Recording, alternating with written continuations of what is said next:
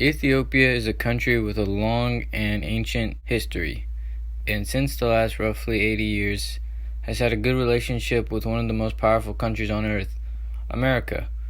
The Emperor of Ethiopia, Haile Selassie, has met with numerous American presidents, visited the United States, and sent students to the United States to learn. Things between America and Ethiopia changed when Haile Selassie was toppled and replaced by a Soviet-backed Marxist government, in which relations came to a halt. Currently, over the past 5 to 6 years, the country has been dealing with a lot of turmoil, mainly due to civil wars and ethnic conflicts within its borders. I think it's safe to say that a lot of these problems come from the revision of the Constitution in 1994, which made ethnic conflict more prominent and sustained. But what if I told you the whole thing was a plot by the United States of America to destabilize Ethiopia and create generational instability? Throughout the 80s, multiple rebel groups were fighting in Ethiopia against the authoritarian government. One of the main ones was the TPLF, Tigray's People Liberation Front, a group of people who fought for Tigrayan autonomy. In 1991, the TPLF overthrew the communist regime in Ethiopia known as Derg, led by Mengistu Haile Mariam, and the new Prime Minister Meles Zenawi came to power. The TPLF was backed by the American government, and the U.S. used the TPLF for their own self-interest and goals in the region of East Africa, including the first 3 nations to undertake this effort and who join us here today. I want to acknowledge them. Prime Minister Meles of Ethiopia.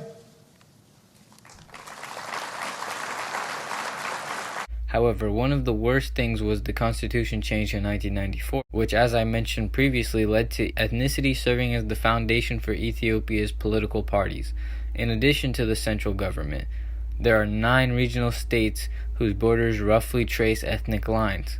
The constitutional structure cemented ethnicity as the definitive issue in Ethiopian politics. The TPLF reigned for nearly 30 years, and in that time they became arguably worse than the previous regime. They committed numerous human rights abuses, stole billions of dollars, and basically served as a Tigrayan supremacist movement. For context, before the TPLF was there, little ethnic division in the country existed.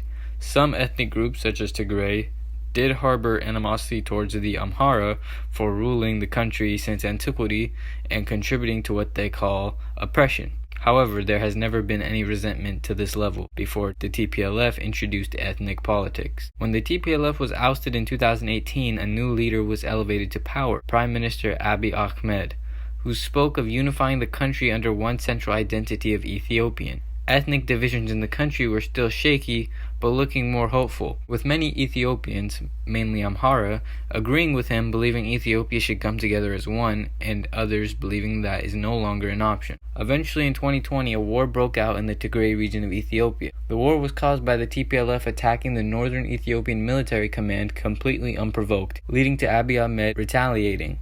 The Western media used this to spread the news that the Tigray were being genocided by Abiy and his forces, and the TPLF were an innocent resistance group.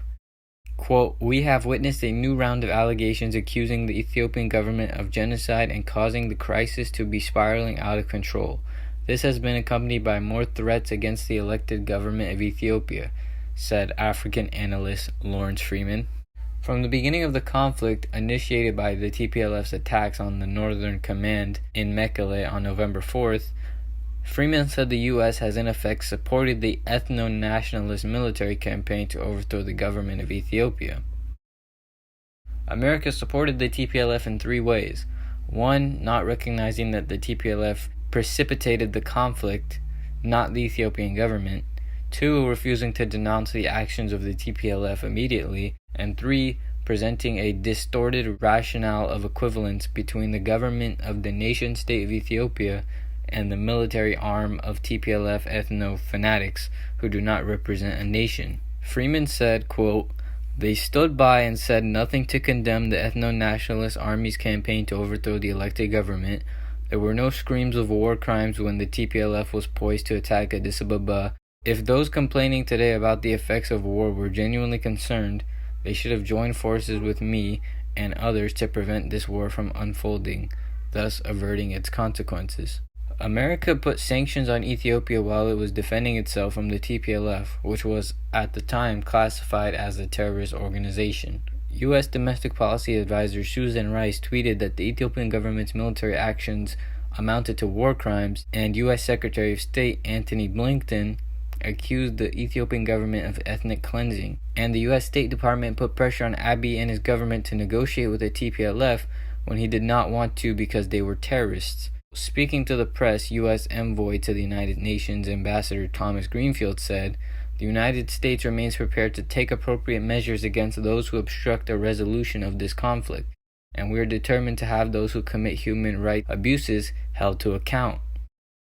It is clear the U.S. has self-interest in Ethiopia trying to prop up the TPLF at the cost of the country's safety and order. They wanted to get rid of Abiy for their own selfish reasons, and they certainly are not to be trusted when it comes to the affairs of Ethiopia, which is a shame considering the relationship the two countries once had with each other. I know I speak in behalf of all of my fellow Americans in welcoming His Imperial Majesty back to the United States. His efforts to move his country forward and provide a better life for its people, and his efforts throughout the world, which stretch back over 30 or 40 years. For all of this, Your Majesty, we take the greatest pride in welcoming you here. You do us honor, and I can assure you that there is no guest that we will receive in this country that will give a greater sense of livelier pride and satisfaction to the American people than your presence here today. Your Majesty, you're most welcome.